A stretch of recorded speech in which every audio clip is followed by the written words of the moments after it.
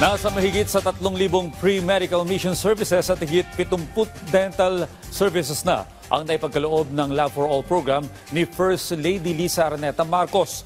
Yan ang ulat ni Denise Osorio. One-stop shop ang dala ng Lab for All ni unang ginang Liza Araneta Marcos sa San Juan City ngayong araw. They're all here to support the Lab for All program. That's the public sector. And the private sector, like, wow, the eyeglasses, Go Negosyo, there's so many. Malaking ginhawa ito para sa mga residente ng San Juan, lalo na sa mga katulad na may bahay na si Perla, Danilo at Tatay Joseph. 76 anyos na si Perla Bautista. Nagpunta siya sa Lab for All para makakuha ng libreng bakuna.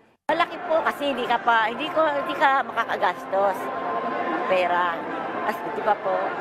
Kasi kung mangangailangan ka pa ng pera para mapa-injection. Si Danilo Lensangan Jr., 39 years old at isang street dweller na may polio simula ng 3 taong gulang pa lamang siya. Wala siyang pirmihang hanap buhay, kaya ang tanging sandalan niya sa gamutan ay mga programa ng pamahalaan gaya ng Lab for All. Super mahalaga. Unang-una sa lahat, pag wala ka pambiling gamot, naghahanap ka, may libre check-up, libreng gamot, di ba? Tapos may yung ayuda, ganyan. Malaking tulong sa akin to.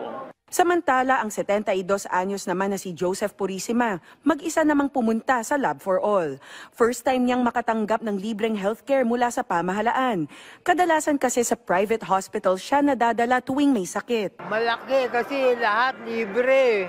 Malalaman ko yung ulit yung sakit ko dito sa Lab for All. Hindi lang libreng serbisyo pang medikal ang hatid ng Lab for All, kundi pang edukasyon, negosyo, batas, transportasyon at iba pa. Kasama na rito ang serbisyo ng DTI para sa mga nagnenegosyo at nagnanais mag-umpisa ng maliliit na business. On the DTI side, ang gusto kasi ng mahal nating unang ginang is not just to give the free medical assistance, but to give also livelihood at to give negosyo sa ating mga kababayan para at least kompleto yung maibibigay niya sa ating mga kababayan. Pinigyang diin din ni San Juan Mayor Francis Zamora ang whole-of-government approach na mas nagpapatibay sa programang ito. Yes, yung maganda yung whole-of-government approach kasi nagtutulungan talaga lahat ng department. Pag ito pagsama-samahin, talaga napakaraming nakikinabang. Kaysa pumunta po sila sa iba't ibang departamento, one-stop shop na itong Lab for All natin. Sa ngayon, nasa 3,312 pre-medical mission services at 77 dental services ang naipagkaloob ng Lab for All.